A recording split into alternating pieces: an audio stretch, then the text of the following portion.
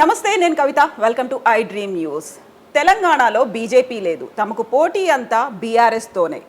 Be టీమ్గా మారిపోయింది. దీంతో పాటుగా బీజేపీ రిష్తేదార్ సమితిగా మారిపోయినటువంటి బీఆర్ఎస్తోనే తమకు పోటీ అంటూ రాహుల్ గాంధీ హాట్ కామెంట్స్ చేశారు. నిజమేనా? బీఆర్ఎస్ ఎలా చూస్తోంది? ప్రస్తుతం మనతో పాటుగా ఉన్న మన్నే క్రిషాంక్ గారు. క్రిషాంక్ గారు, నమస్తే అండి. నమస్తే కవిత. సో బీఆర్ఎస్కి సరికొత్త నిర్వచనం రాహుల్ గాంధీ ఇచ్చారు. సో బీజేపీకి బీఆర్ఎస్ బీ టీమ్ అనేది పదే పదే చెప్తున్నప్పటికి కూడా మీరెప్పుడు అలా బంధువులుగా మారిపోయారు బీజేపీకి? రైతు బంధు చేసినప్పుడు కూడా ఇట్లనే మాట్లాడారు, దళిత బంధు చేసినప్పుడు కూడా ఇట్లనే మాట్లాడారు. ప్రజలకు బంధువులం కానీ భారతీయ జనతా పార్టీకి బంధువులం కాదు. కానీ కొత్తదనం ఏమున్నది వీళ్ళ క్యాంపెయిన్లో? 2014లో కూడా ఇదే మాట్లాడారు, 2018లో కూడా ఇదే మాట్లాడారు. ఆ ఎలక్షన్ అజెండాగా ఆ క్యాంపెయిన్ తీసుకున్నప్పుడు ప్రజలు వాళ్ళకి ఏ తీర్పు ఇవ్వాలనో ఇచ్చారు, కొత్తగా ఏం లేదు. అయితే ఒకటి రాహుల్ గాంధీ గారు తెలుసుకోవాలి, వారి పక్కనున్న బంధువులు మరి ఏమైనరు? పట్నాలో మొన్న ఎన్సీపీ వాళ్ళు ఉండే, ఇవాళ ఏం జరుగుతుంది మహారాష్ట్రలో? శరద్ పవార్ గారు కూడా మొన్న కేసీఆర్ గారిని ఇట్లనే ఆరోపించారు. మరి ఇవాళ శరద్ పవార్ గారు చెప్పాల్సిన అవసరం ఉన్నది ఎవరు బీ టీమ్ అని. అండ్ రాహుల్ గాంధీ గారికి జనరలీ అంటే ఇది ఒక కొత్త విష సంస్కృతి ఈ రెండు జాతీయ పార్టీలకు అవుతున్నాయి కవిత గారు. రాహుల్ గాంధీ గారు ఈ ఎలక్షన్ కాకుండా ముందు ఎలక్షన్ కూడా కర్ణాటకకి వెళ్ళినప్పుడు జనతాదళ్ సెక్యులర్ని బీ టీమ్ అని అన్నారు. సీట్లు కొంచెం తక్కువయ్యేసరికి పెద్ద ఆయన దేవేగౌడ గారికి క్షమాపణ చెప్పి తర్వాత అలయన్స్ చేసిన పరిస్థితి. సేమ్ శివసేనని కూడా అట్లనే బీ టీమ్ అని అన్నారు. దాని తర్వాత ఏమైంది? అలయన్స్ అయ్యారు. కానీ ఇవాళ ఒకటి ఏంటిదంటే ఇద్దరిని కూడా తెలంగాణ రాష్ట్ర సమితిగా ఉన్నప్పుడు ఇప్పుడు బీఆర్ఎస్లో కూడా ఈ రెండు పార్టీలను తుక్కుగా ఓడగొట్టింది కేసీఆర్ గారి నాయకత్వం. అవసరమే పడలేదు. ఇన్ఫ్యాక్ట్ వీళ్ళ అలయన్స్ పార్ట్నర్స్ మారి 2014లో భారతీయ జనతా పార్టీ సంఖ్యలో ఉండే తెలుగుదేశం పార్టీ తర్వాత మారి 2018లో కాంగ్రెస్ పార్టీ పక్షాన చేరిన వాళ్ళు కలిసి కూటములైన. అంటే కేసీఆర్ గారి మీదకి రావాలి అన్నప్పుడు వీళ్ళందరికీ ఒక బలగము కూటములు అవసరం పడుతున్నాయి. మాకు అవసరమే లేదు, సింగిల్గా పోతున్నాం. ఇవాళ కూడా ఇఫ్ ఐఎమ్ రైట్ షర్మిల గారిని కూడా ఏదో జాయినింగ్ చేయించుకోవాలనో మర్జింగ్ చేయించుకోవాలనో డీకే శివకుమార్ గారితో మంతనాలు ఇవన్నీ జరుగుతున్నాయి. సో కేసీఆర్ గారిని కొట్టడానికి ఎవరికి ఎవరు అవసరం ఉన్నది అది రాహుల్ గాంధీ గారు తెలుసుకోవాల్సింది. సో చాలా క్లియర్, మీరు రిష్తేదార్ సమితి కాదు బీజేపీకి. 2014లోనే నరేంద్ర మోదీ గారిని ఫాసిస్ట్ అని అన్నారు కేసీఆర్ గారు. స్టాండ్ ఏం మారలేదు. కానీ రాహుల్ గాంధీ గారికి తెలియదు అనుకుంటా కోఆపరేటివ్ ఫెడరలిజం నిర్వచనం ఎట్లుంటుంది అంటే రాష్ట్ర ప్రభుత్వాలు కేంద్ర ప్రభుత్వాలు డెఫినెట్గా ఆయా రాష్ట్రాలకు మంచి జరగాలి అని అన్నప్పుడు కేంద్ర ప్రభుత్వాన్ని నిలదీస్తాం, అడుగుతాం, కోరుతాం, డెలిబరేషన్స్ చేస్తాం, అవసరం వస్తే పోరాడతాం కూడా. ఎందుకు మీ అశోక్ గెహ్లోట్ గారు పోయి నరేంద్ర మోదీ గారిని కలవరా? లేకపోతే ఛత్తీస్గఢ్ ముఖ్యమంత్రి పోయి నరేంద్ర మోదీ గారిని కలవరా? ఇప్పుడు కర్ణాటక ముఖ్యమంత్రి సిద్ధరామయ్య గారు కూడా పోవాల్సిందే. కానీ కేసీఆర్ గారు పోతేనేమో తప్పు. ఇంకా విచిత్రం ఏంటంటే నరేంద్ర మోదీ గారు ఇక్కడికి హైదరాబాద్కి వచ్చినప్పుడు ఎయిర్పోర్ట్ దగ్గరనే బహిరంగ సభ పెట్టి తెలంగాణ ముఖ్యమంత్రి గారి మీద రాజకీయ ఆరోపణలు చేస్తారు. కేసీఆర్ గారు వెళ్ళకపోతేనేమో ఇదే కాంగ్రెస్ టీవీ డిబేట్లలో కూర్చొని ముఖ్యమంత్రి గారు ఎందుకు వెళ్ళలేదు, సంస్కారం లేదా, వెళ్ళాలి కదా, ప్రధానమంత్రి కదా. ఇప్పుడేమో ఒక రాష్ట్ర ప్రభుత్వం కానివ్వండి, ముఖ్యమంత్రి కానివ్వండి, లేకుంటే మంత్రులు కేటీఆర్ గారు ఎంతోమంది మంత్రులు వెళ్తూ ఉంటారు, వెళ్తేనేమో తప్పుపడతారు. దానికి ప్రధానంగా ఈ మధ్యలో కేటీఆర్ వెళ్ళి కలుస్తారు అమిత్ షాని అన్న తర్వాత ఇంకొక ఆరోపణ కూడా వినిపిస్తోంది. జూమ్ మీటింగ్లో కలిశారు, అక్కడ అపాయింట్మెంట్ దొరకలేదు, అక్కడ అది క్యాన్సిల్ అయిపోయింది, ఇక్కడికి వచ్చిన తర్వాత కేటీఆర్ అండ్ అమిత్ షాకి మధ్యలో జూమ్ మీటింగ్ జరిగింది అనేది కూడా. అంటే ఒకటి ఇప్పుడు మీరు ప్రాబబిలిటీ హైపోథెటికల్గా చెప్తారు, నేను కూడా హైపోథెటికలే ఆన్సర్ చెప్పాలి. కానీ ఒకవేళ కలిసినా కూడా కేటీఆర్ గారు నంబర్ 1 కలవలేదు, అపాయింట్మెంట్ దొరకలేదు. కానీ మంత్రులను, కేంద్ర మంత్రులను అసలు ఎందుకు కలిసినాము అనేది ఇంపార్టెంట్. ప్రతి ఒక్క అంశాన్ని మేము లైవ్లో పెడుతున్నాం కదా. కేటీఆర్ గారు చాలా స్పష్టంగా చెప్పారు, అయినను హస్తినకు వెళ్ళి రావాలి అనేది. ఎప్పటికప్పుడు ఒక్కసారి కాదండి. ఉదాహరణకు డిఫెన్స్ ఇష్యూసే తీసుకుందాము. మా కంటోన్మెంటు ఇవాళ గమనించండి, హైదరాబాద్ మొత్తం నగరంలో మీకు ఆఖరికి ముషిరాబాద్లో కూడా ఫ్లైఓవర్ అవుతుంది, బాల్నగర్లో ఫ్లైఓవర్ ఉంది, ఎల్బీ నగర్లో ఎన్నో ఫ్లైఓవర్స్ అయినాయి, హైదరాబాద్ నగరంలో అంతటా ఫ్లైఓవర్స్ ఉన్నాయి. కానీ మీకు కంటోన్మెంట్లో ఒక్క ఫ్లైఓవర్ కనబడుతుంది. దానికి కారణం ఏంది? రక్షణ స్థలాలు. గతంలో కొన్ని సంవత్సరాల ముందే మేము రసూల్పుర దగ్గర అక్కడ మెయిన్ ట్రాఫిక్ జంక్షన్గా మారింది కాబట్టి అక్కడ కొంత కేంద్ర స్థలం ఉన్నది, 1 ఎకరం అది ఇవ్వండి, ఎక్స్చేంజ్ ఆఫ్ ల్యాండ్ మేము కూడా ఇస్తాం. అక్కడ ఇవ్వండి అని అంటే దాన్ని ఫాలో అప్ కూడా ఎన్నోసార్లు కేటీఆర్ గారి శాఖ మరి అప్పుడు సహాయ మంత్రిగా ఉన్న కిషన్ రెడ్డి గారిని డైరెక్ట్గా నేరుగా కోరినాం, కానీ ఎలాంటి కరెస్పాండెన్స్ ఎలాంటి రెస్పాన్స్ వాళ్ళ దగ్గర నుంచి లేదు. ఇవాళ ఒకవేళ రక్షణ శాఖ భూములు 150 ఎకరాలు మీరు ఇవ్వండి, దానికి ఎక్స్చేంజ్ ఆఫ్ ల్యాండ్ 500 ఎకరాలు ఇస్తాము, స్కైవేస్ కానివ్వండి, ఫ్లైఓవర్స్ కానివ్వండి, ఒకటి ఇటు ప్యారడైజ్ నుంచి అటు సుచిత్ర వైపు, ఇంకొకటి ఇటు ప్యాట్నీ నుంచి అల్వాల్ దాటి అటువైపు రోడ్ వైడనింగ్స్ కానివ్వండి, అండ్ మరీ ముఖ్యంగా అన్నిటికంటే ఇంపార్టెంట్ ఎక్స్చేంజ్ ఆఫ్ ల్యాండ్ అండి. ఎందుకంటే అక్కడ వేల మంది సామాన్య ప్రజలు, పేద ప్రజలు కొన్ని దశాబ్దాల నుంచి they are living on defence lands. వాళ్ళను ఒక టాయిలెట్స్ కట్టుకొనియరు, ఇల్లు కూలిపోతుంటే ఒక రేకేసుకొనియరు. దీని మీద కేటీఆర్ గారు కలవద్దా? సో ఎప్పటికప్పుడు కలుస్తున్నారు, ఒక్కసారి కాదు. స్వర్గీయ సుష్మా స్వరాజ్ గారిని కలిసిరు, స్వర్గీయ మనోహర్ పారికర్ గారిని కలిసిరు, స్వర్గీయ అరుణ్ జైట్లీ గారిని కలిసిరు, నిర్మలా సీతారామన్ గారు రక్షణ శాఖ మంత్రిగా ఉన్నప్పుడు ఆమెని కలిసిరు, ఇప్పుడు రాజ్నాథ్ సింగ్ గారిని కూడా కలిసిండ్రు. ఈ రాష్ట్రం కోసం కలుస్తున్నారు. మరి అదే డిఫెన్స్ కమిటీ సభ్యులుగా ఉన్న మా మల్కాజ్గిరి పార్లమెంట్ సభ్యులు రేవంత్ రెడ్డి గారు ఎందుకు ఈ ఇష్యూస్ని టేకప్ చేయరు? He is also the PCC president. వారేమో అక్కడ మాట్లాడరు. కనీసం మా కంటోన్మెంట్కి రాలేదండి. ఇంకొక 6 నెలలు అయితే నాకు తెలిసి 5 సంవత్సరాలు పూర్తవుతాయి. 5 సంవత్సరాల్లో 5 సార్లు కూడా రాలేదు. మరి అట్లాంటప్పుడు మాకు ఒక నాయకుడు కావాలి కదా. కేటీఆర్ గారు ఆ బాధ్యత తీసుకొని ఢిల్లీకి పోయొచ్చారు. దానికి పాలిటిక్స్కి ముడిపెట్టడం ఎలా? అది కరెక్ట్ కాదు కదా. సో కవిత అరెస్ట్ అవుతుంది అని పదే పదే చెప్పినటువంటి బీజేపీ లీడర్లు ఇప్పుడు సైలెంట్ అయిపోయారు. కవిత గురించి కానీ, ఆ స్కామ్ గురించి కానీ, ఈ కేసు గురించి కానీ దేని గురించి మాట్లాడుకోవట్లేదు. ఇది ప్రధానంగా జరిగినటువంటి లోపాయకారి ఒప్పందం వల్లే వచ్చినట్టు ఒప్పుకుంటున్నారా? మాకు క్లీన్ చిట్ వచ్చినట్టు సైలెంట్ అయిపోయారు, ఎవరు మాట్లాడట్లేదు బీజేపీ లీడర్స్. ఒకటి ఏంటిదంటే, నంబర్ 1, బీజేపీ సైలెంట్ అవడానికి ఎన్నో కారణాలు ఉన్నాయి. అది మునుగోడు ఎలక్షన్ నుంచే సైలెంట్ అయినరు. కర్ణాటక ఎన్నికల నుంచి ప్రజల తీర్పు వచ్చిన తర్వాత దెబ్బకు సైలెంట్ అయిపోయారు. ఇప్పుడు వస్తున్న వార్తల్లో కూడా తెలంగాణలో మళ్ళొకసారి కేసీఆర్ గారు వస్తున్నారని, అండ్ మిగతా రాష్ట్రాల్లో కూడా లెటస్ బీ ఫ్రాంక్, మాకేమీ కాంగ్రెస్ పార్టీతో ఏమీ ఎలాంటి సత్సంబంధాలు లేకపోయినా కూడా అక్కడ ఉన్న పోల్ అనాలిసిస్ చెప్తున్నది ఏంటిదంటే, ఆల్రెడీ చాలా ఛానల్స్ కూడా చెప్పేటి ఏంటంటే ఛత్తీస్గఢ్లో, మధ్యప్రదేశ్, రాజస్థాన్లో కూడా బీజేపీకి అనుకూల వాతావరణం లేదు. సో అట్లాంటి సైలెన్స్ ఒకటి ఉంది. ఇంకొకటి ఏంటంటే, అసలు ఈ కేసే లేదు, ఆ నిక్కరో టిక్కరో ఎస్టాబ్లిషే చేయలేకపోతున్నారు. ఆ ఎస్టాబ్లిష్ ఫస్ట్ డే 1 నుంచి ఎప్పుడైతే బీజేపీ వాళ్ళు ప్రెస్ మీట్ పెట్టి వాళ్ళు దాన్ని ముందే ఇట్లా కవిత గారి మీద ఆరోపణలు వేసిర్రో, ఏ ఈడీ సపోర్ట్ చేయలేదు, ఏ ఐటీ సిబిఐ ఎవరు సపోర్ట్ చేయలేదు. ఫస్ట్ బీజేపీ ఎంపీలు పెట్టారు. దాని తర్వాత ఇక్కడ కార్యకర్తలు వచ్చి ఓవర్ యాక్షన్ చేశారు. ఆనాటి నుంచి ఈనాటి వరకు కూడా అది భారతీయ జనతా పార్టీకి పూర్తి సెట్ బ్యాక్ వస్తుంది. ఎందుకు అంటే కేవలం కేసీఆర్ గారిని ఇరకాటంలో పెట్టడానికి వారి కుమార్తె కవిత గారిని ఇబ్బంది పెట్టే ప్రయత్నం అని చాలా స్పష్టంగా అయిపోయింది. అందులో వాస్తవానికి కూడా ఎలాంటి స్కామే లేదు. It was a failed policy అని అనుకుందాం. ఆ ఫెయిల్డ్ పాలసీ ఇన్ఫ్యాక్ట్ ఆ రాష్ట్ర ప్రభుత్వమే వెనక్కి తీసుకుంది. దాంట్లో ఏదో ముడిపేడి ఇక్కడ చేయండి, ఇక్కడనే ఏం స్కామ్ లేదు, ఇక్కడనే ఎవరు ఎస్టాబ్లిష్ చేయలేకపోతున్నారు. 9.5 సంవత్సరాల నుంచి కవిత గారు ఒక్క సోకాల్డ్ స్కామ్, నడ్డా గారు వస్తారు అవినీతి అని అంటారు, ఏటీఎం అని అంటారు, అమిత్ షా గారు వస్తారు, మోదీ గారు వస్తారు, రాహుల్ గాంధీ గారు వస్తారు, దేశంలో నా యోగి ఆదిత్యనాథ్ గారు అందరూ వచ్చి కేసీఆర్ గారిని మా తెలంగాణ ముఖ్యమంత్రి, మన తెలంగాణ రాష్ట్ర ముఖ్యమంత్రిని ఇష్టం వచ్చినట్టు మాట్లాడి జైల్లో వేస్తాము, ఇది చేస్తామని ఒక్కటంటే ఒక్కటి ఎస్టాబ్లిష్ చేయలేకపోయారు. ఇన్ఫ్యాక్ట్ నిన్న చూసినాం కదా, రాహుల్ గాంధీ గారు వచ్చారు. ఇదే రాహుల్ గాంధీ గారు, ఇఫ్ యూ పర్మిట్ మీ, నేను ప్లే చేసి మరీ చూపెడతాను. ఇప్పుడు కాళేశ్వరం ప్రాజెక్టుకి సంబంధించి 1,00,000 కోట్ల అవినీతి జరిగింది అనేది. ఇప్పుడు కాళేశ్వరం ప్రాజెక్టు మీద ఇది కొత్తేం కాదు, వీళ్ళు చాలాసార్లు కూడా వీళ్ళు మాట్లాడారు.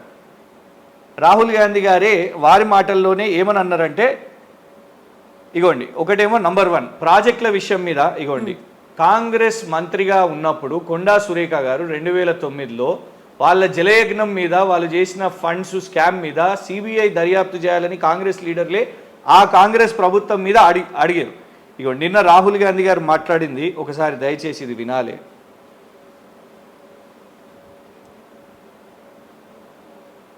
केसीआर जी ने उसका नाम बदला, कलेश्वरम प्रोजेक्ट नाम दिया और 90,000 करोड़ रुपए का नया प्रोजेक्ट बनाया. कलेश्वरम प्रोजेक्ट में 1 लाख करोड़ रुपए उन्होंने लिया चीना. మీరు గమనిస్తే 90,000 కోట్లతోని మేము ఈ ప్రాజెక్ట్ నిర్మాణం చేసినామని రాహుల్ గాంధీ గారే చెప్తారు. ఇప్పుడు మళ్ళీ రాహుల్ గాంధీ గారు వచ్చి 1,00,000 కోట్ల కుంభకోణం ఇలా చేసినాము అనేసి. అంటే మాట్లాడేటప్పుడు కొంత సైంటిఫిక్గా లాజికల్గా, ఎందుకంటే చిన్న నాయకుడు కూడా కాదు కదా, గాంధీ కుటుంబం పేరు చెప్పుకొని వచ్చి మరీ వస్తున్నారు ఇక్కడ ప్రచారానికి. ఈజ్ నాట్ కాంగ్రెస్ ప్రెసిడెంట్, ఇవాళ కాంగ్రెస్ ప్రెసిడెంట్ కాదు, ఏఐసిసి ప్రెసిడెంట్ కాదు, అట్లా అని తెలంగాణ ఇన్ఛార్జ్ కూడా కాదు. ఎందుకు వచ్చిరు ఇక్కడికి? ఎందుకంటే సోనియా గాంధీ గారి కొడుకు కాబట్టి ఇక్కడికి వచ్చారు. మరి వచ్చినప్పుడు ఆ గాంధీ కుటుంబం పేరు నిలబెట్టుకోవాల్సిన అవసరం ఉన్నది కదా. వచ్చి ఇష్టం వచ్చినట్టు ఆరోపణలు వేయడం కాదుగా. 90,000 కోట్లతోని మీకు సాధ్యం కాని ప్రాజెక్ట్, ఉమ్మడి ఆంధ్రప్రదేశ్లో కాంగ్రెస్, మహారాష్ట్రలో కాంగ్రెస్, దేశంలో కాంగ్రెస్ ఉన్నప్పుడు వాళ్ళు ఎందుకు ఈ ప్రాజెక్టు పూర్తి చేయలేదు? మరి కనీసం ఎందుకు టేకప్ చేయలేకపోయారు? కేసీఆర్ గారు వచ్చిన తర్వాత రకరకాల అడ్డంకులు ఉన్నా కూడా మేము దాన్ని ఎదుర్కొని, ఇక్కడ ప్రపంచ బ్యాంకు నుంచి ₹1 తీసుకోలేదు గతంలో ప్రభుత్వాల్లాగా, మేము నిర్మాణం చేసుకున్నాం 90,000 కోట్లతోనే అని వీరే చెప్తున్నారు. అవన్నీ కూడా పూర్తిగా సెంట్రల్ వాటర్ కమిషన్ ఇచ్చిన అప్రూవల్స్, అవన్నీ వాళ్ళు తీసుకున్న ప్రైజెస్ ఎస్కెలేషన్ అనేది కూడా వాళ్ళ అప్రూవల్స్తోనే చేసినాం. చేసిన తర్వాత ఇవాళ మీరు వచ్చి 1,00,000 కోట్ల కుంభకోణం అని చెప్తే నమ్మడానికి తెలంగాణ ప్రజలు ఇవాళ అమాయకులా? ఇది ఒకటే కాదు, ఎట్లాంటి నిన్నేదో సోకాల్డ్ మేనిఫెస్టో అని, డిక్లరేషన్ అని, చేయూతని అనౌన్స్ చేసిండ్రు, ₹4,000 పెన్షన్ అని. కవిత గారు, నేను మిమ్మల్ని అడుగుతున్నా, మీరు చాలా సీనియర్ జర్నలిస్ట్, మిమ్మల్ని ఒకటే ప్రశ్న అడుగుతా. ఒక్క కాంగ్రెస్ ప్రభుత్వం ₹1,000 ఏ రాష్ట్రంలో ఇస్తుందో నాకు చెప్పండి. తెలంగాణ కోసం అనౌన్స్ చేశారు. ఇప్పుడు ఇది తెలంగాణలో మేము చేస్తామని చెప్తున్నారు. భారత్ జోడో యాత్రలో భాగంగా మొత్తం అన్ని వేల కిలోమీటర్లు తిరిగినప్పుడు నిరుపేదల కష్టమేంటో తెలిసింది కాబట్టి తెలంగాణ రాష్ట్రానికి ప్రత్యేకంగా అనౌన్స్ చేశారు అది చేయూత పేరుతో. అదే ఎగ్జాక్ట్లీ ఎందుకు తెలంగాణలో 4,000 చేయాల్సి వచ్చింది? ఎందుకంటే దేశంలో ఎక్కడా లేనటువంటి తెలంగాణ రాష్ట్రంలో కేసీఆర్ గారు ₹2,016 వృద్ధాప్య పెన్షన్ ఇస్తున్నారు. దివ్యాంగులకు ఇప్పుడు 4,116 పెన్షన్ ఇస్తున్నారు. కాబట్టి కేసీఆర్ గారు ఓట్ బ్యాంక్ ఎవరికైనా తెలుసు. మీరు ఎన్నోసార్లు కూడా బై ఎలక్షన్స్ వచ్చినా ఏదొచ్చినా కూడా అక్కడికి వెళ్ళినప్పుడు అక్కడ ఉన్న నిరుపేదలు కానివ్వండి, వృద్ధులు కానివ్వండి, ఇవాళ పూర్తి స్ట్రాంగ్ ఓట్ బ్యాంక్ కేసీఆర్ గారి వైపు ఉంది. సో ఆ ఓట్ బ్యాంక్ని ఇవాళ అమాయక ప్రజలను మోసం చేయాలనంటే దగా అని అంటున్నారు కదా, ఇది ఆ దగా. ఎక్కడ దేశంలో ₹1,000 ఇవ్వలేదంట. వాళ్ళు కర్ణాటకలో ఉన్నారు, రాజస్థాన్లో ఉన్నారు, ఛత్తీస్గఢ్లో ఉన్నారు, అక్కడ ఇవ్వడం సాధ్యం కాలేదు. కానీ తెలంగాణలో కేసీఆర్ గారు దేశంలోనే అత్యధిక పెన్షన్లు ఇస్తున్నారు కాబట్టి దానికి ఇప్పుడు ఒక నంబర్ ఫిగర్ ఒకటి చేసిపోయారు. నమ్ముతారా ప్రజలు? నమ్ముతారా? ఇవాళ ఇదే కాంగ్రెస్ హుజూర్ నగర్ ఉప ఎన్నిక తర్వాత, కవిత గారు, హుజూర్ నగర్ ఉప ఎన్నికలో వాళ్ళు ఏమని ప్రచారం చేశారంటే ఉప ఎన్నిక తర్వాత రైతు బంధు ఆగిపోతుంది అని అన్నారు. ఆగిందా కవిత గారు? అడుగు ఆగలేదు.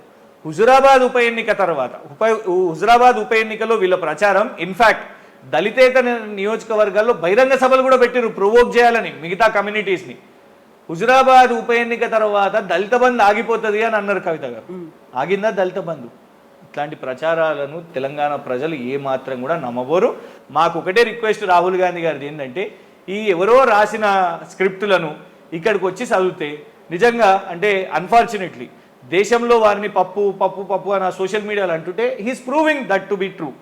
ఇట్లా వచ్చి 90,000 కోట్లతో నిర్మాణం జరిగిన ప్రాజెక్టుని 1,00,000 కోట్ల కుంభకోణం అని చెప్పినా, లేకుంటే ఇక్కడికి వచ్చి ఉత్తిగానే ఎవరో రాసిచ్చి ఇట్లా అనౌన్స్ చేసేయండి నమ్మేస్తారు తెలంగాణ ప్రజలు అని అంటే నిజంగానే పప్పు అనేది నిజమైన ముద్రగా పడిపోతుంది. సో దాని వెనకాల కూడా ఒక స్ట్రాటజీ ఉంది అని బీజేపీ అంటోంది. ప్రధానంగా దీనికి సంబంధించి వాళ్ళ ఆరోపణ ఏంటంటే ఓటు వేసేది కాంగ్రెస్కి అయినప్పటికీ కూడా సీటు వచ్చేది మాత్రం బీఆర్ఎస్కే. అంటే ఒకటండి, ఇవాళ సరే కాంగ్రెస్ పార్టీ నుంచి ఒకవేళ లీడర్స్ వచ్చింది అని భారతీయ జనతా పార్టీ మాట్లాడినా, మనం నాకు తెలిసి కొన్ని గంటల ముందే ఎన్సీపీని తీసుకొని ప్రభుత్వంలో ఏది జాయిన్ కాకముందే వచ్చుడే డైరెక్ట్గా 24 గంటల లోపే వారిని మంత్రులను చేసిర్రు, ఉప ముఖ్యమంత్రిని చేసిర్రు. భారతీయ జనతా పార్టీకి ఏమైనా నైతికత ఉందా కవిత గారు? సేమ్ థింగ్ కాంగ్రెస్ కూడా. మేము అనేది ఏంటంటే కాంగ్రెస్ ఇవాళ కూడా ఎంతోమందిని పార్టీలోకి, మా పార్టీలోకి వెళ్ళి కూడా కొందరిని తీసుకున్నారు. సరే వాళ్ళు సిట్టింగ్లు కాకపోయినా తీసుకున్నారు. మాకంటే ముందు దశాబ్దాల నుంచి పాతుకుపోయిన ఈ కాంగ్రెస్ భారతీయ జనతా పార్టీ ఎన్నోసార్లు తీసుకున్నారు. కేసీఆర్ గారి పార్టీ నుంచి ఎమ్మెల్యేలను కూడా వాళ్ళు తీసుకున్నారు. మరి మాకే ఎందుకు ఈ నీతులు చెప్పడం? ఉట్టి సోకాల్డ్ నైతికత అనే విషయం మీద టీఆర్ఎస్ బీఆర్ఎస్ని ప్రశ్నిస్తారు. కానీ మీరు భారతీయ జనతా పార్టీ కాంగ్రెస్ ఏమో ఇష్టం వచ్చినట్టు ప్రభుత్వాల నుంచి ఇటు అటు ఇటు ఎలక్షన్స్ వచ్చినప్పుడు ఎలక్షన్స్ కంటే ముందు మీరేమో ఫిరాయింపులు చేసుకోవచ్చా? పీసీసీ ప్రెసిడెంట్ ఎక్కడి నుంచి వచ్చిండు? బయట నుంచి వచ్చిండు. పీసీసీ ప్రెసిడెంట్ అయితే నేరుగా సంచితం దొరికిన ఆయనే కదా, వాళ్ళు నైతికత మాట్లాడవచ్చా? సో ఆ పాయింట్ నాకు తెలిసి మాకైతే వర్తించదు. ఒకవేళ నిజంగానే భారతీయ జనతా పార్టీ అయినా కాంగ్రెస్ అయినా ఫిరాయింపుల మీద మమ్మల్ని అంటున్నారంటే ఫస్ట్ ఆ రెండు పార్టీలు కూడా ఇతర పార్టీల నుంచి తీసుకోవడం మానుకోవాలి. అరే వాళ్ళు ఏకంగా ఫిరాయింపుల కమిటీ అని పెట్టుకున్నారు, దానికి ఒక చైర్మన్ పదవి కూడా ఇచ్చారు. సరే ఎవరు రాలేదు అది వేరే విషయం, కానీ కమిటీ అయితే పెట్టుకున్నారు కదా కవిత గారు. సో బీజేపీ చేస్తున్నటువంటి మరో ప్రధానమైనటువంటి ఆరోపణ, ఎవరైతే ఓడిపోయే క్యాండిడేట్లు ఉంటారో వాళ్ళని కాంగ్రెస్లోకి పంపిస్తారు, అక్కడ గెలిచిన క్యాండిడేట్లను తీసుకొచ్చుకొని బీఆర్ఎస్లో వాళ్ళకి అందలం ఎక్కిస్తారు అనేది. సో ఇప్పుడు జరుగుతున్నటువంటి లేటెస్ట్ డెవలప్మెంట్స్ ఇవన్నీ కూడా అందులో భాగంగానే జరుగుతున్నాయి. ఒకటి మా దగ్గర ఒకటి వాస్తవం ఏంటంటే ఆల్రెడీ మా హౌస్ ఫుల్ అయిపోయింది, కార్ ఫుల్ అయిపోయింది. ఒక నియోజకవర్గంలో 4 అభ్యర్థులు పోటీ పడుతున్నారు. అట్లాంటప్పుడు జనరల్లీ ఏమవుతుందంటే ఇతర పార్టీల్లో కూడా వాళ్ళ దగ్గర నాయకత్వం క్యాండిడేట్స్ లేరు కాబట్టి, ఇప్పుడు భారతీయ జనతా పార్టీ దగ్గర క్యాండిడేట్స్ లేరు కాబట్టి మా వాళ్ళు అటు కూడా పోతున్నారు. మంచిదే, వాళ్ళకి అక్కడ అవకాశం వస్తే వాళ్ళని క్యాండిడేట్గా పెడితే. కానీ గెలుస్తున్నారా? ఇక్కడ క్యాన్సిల్ అయిన వాళ్ళు కూడా అక్కడ పోయి గెలవలేకపోయారు కదా. అట్లాంటి కొన్ని ఇన్స్టెన్సెస్ కూడా ఉన్నాయి. బాబు మోహన్ గారిని తీసుకున్నట్టున్నారు, ఇక్కడ ఆల్రెడీ వారి పర్ఫార్మెన్స్ మంచిగా లేదని రిజెక్ట్ చేసేసారు. రిజెక్ట్ చేసిన తర్వాత బీజేపీ ఇస్తే ఏమైంది, డిపాజిట్ కూడా రాలేదు. చుప్పదండిలో కూడా ఒకరిని ఇక్కడికి వెళ్ళి కరెక్ట్ పర్ఫార్మెన్స్ లేదు అని కట్ చేస్తే వాళ్ళు తీసుకుంటే ఎస్. ఇన్ఫ్యాక్ట్ ఇదే కొందరు చాలామంది కూడా ఆమెను ట్రోల్ చేశారు. అప్పుడు ముఖ్యమంత్రి గారు సపోర్ట్ చేశారు వారిని, వారి పక్షాన్ని నిలబడ్డారు. అసెంబ్లీలో పాపం చదవడం రాకపోతే చాలామంది కొన్ని ఛానల్స్ కొందరు ఆమెను ట్రోల్ చేసినప్పుడు, అవమానపరిచినప్పుడు ఈ ముఖ్యమంత్రి గారు తన పక్షాన్ని నిలబడ్డారు. అట్లాంటిది సరే ఫర్ పర్ఫార్మెన్సెస్ ఏదో పార్టీ టికెట్ ఇవ్వలేదు, అవకాశం ఇవ్వలేదు, వెళ్ళింది బీజేపీకి. ఏం జరిగిందండి?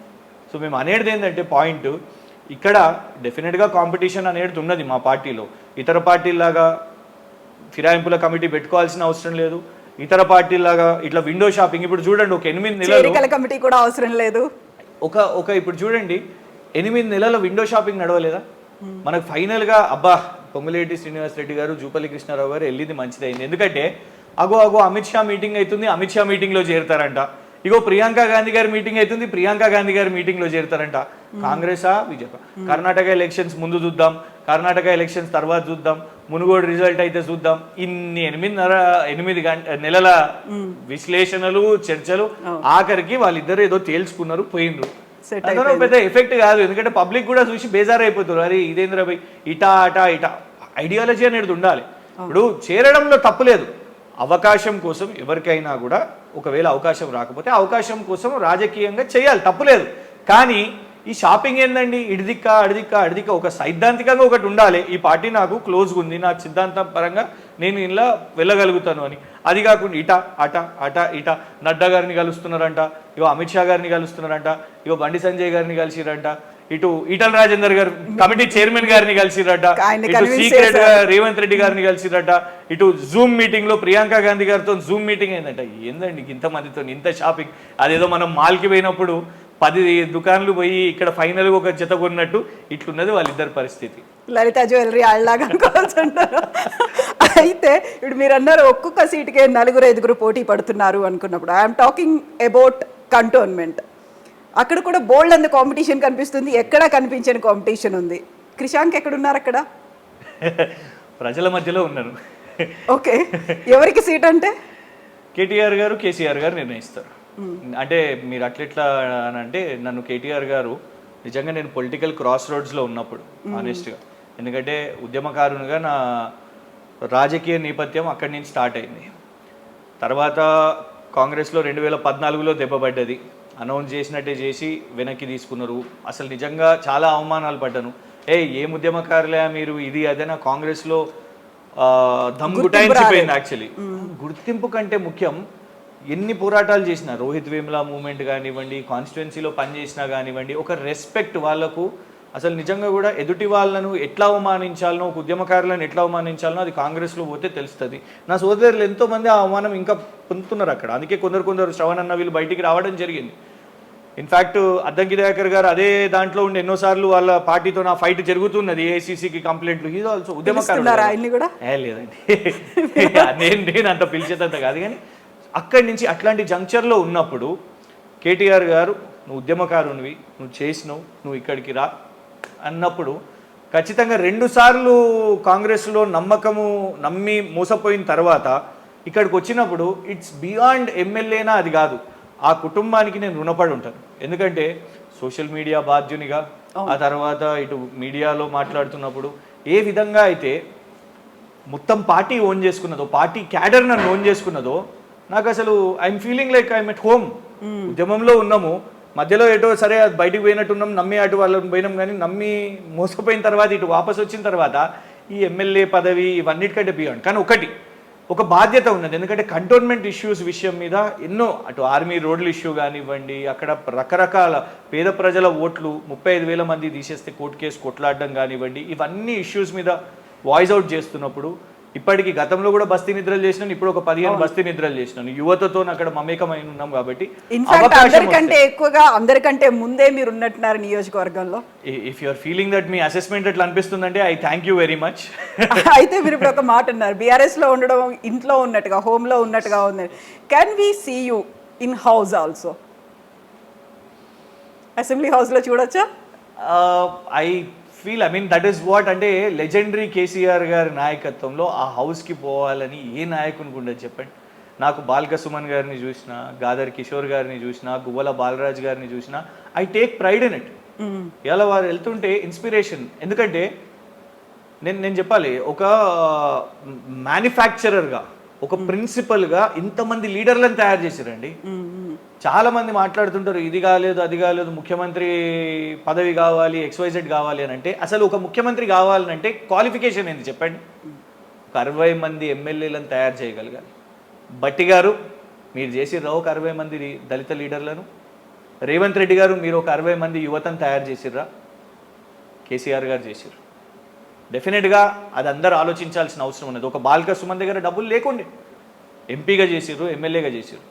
ఒక సుంకే రవిశంకర్ గారు, వీళ్ళంతా కామన్ పీపుల్, ఉద్యమకారులు. అట్లాంటిది ఆ లెజెండ్ ఉన్నప్పుడు హౌస్లోకి వెళ్తే అక్కడ కంటోన్మెంట్ ఇష్యూస్ మాట్లాడగలిగితే డెఫినెట్గా చరిత్రలో మనం ఉన్నట్టు ఉంటుంది. ఎట్లయితే ఉద్యమ చరిత్రలో ఉన్నామో ఈ తెలంగాణ నిర్మాణ చరిత్రలో సార్తోని కొన్ని పనులు కంటోన్మెంట్కి కూడా చేపించుకునేవి కొన్ని ఉన్నాయి. కాబట్టి ఒక విజన్ అనేది ఉన్నది, ఒక స్కిల్ సెంటర్ కావాలి. ఎందుకు అని అంటే ఇప్పుడు దళిత బంధు అబ్సల్యూట్ ఒక ఫ్యాబులస్ స్కీమ్ అండి. అది 75 వ్యాపారాలతోని ఇట్స్ అ గేమ్ చేంజర్. ఇటు ఎకనామిక్ గ్రోత్ ఇంజన్ మారుతుంది, ఇటు ఆంటర్ప్రినర్స్గా అవుతారు.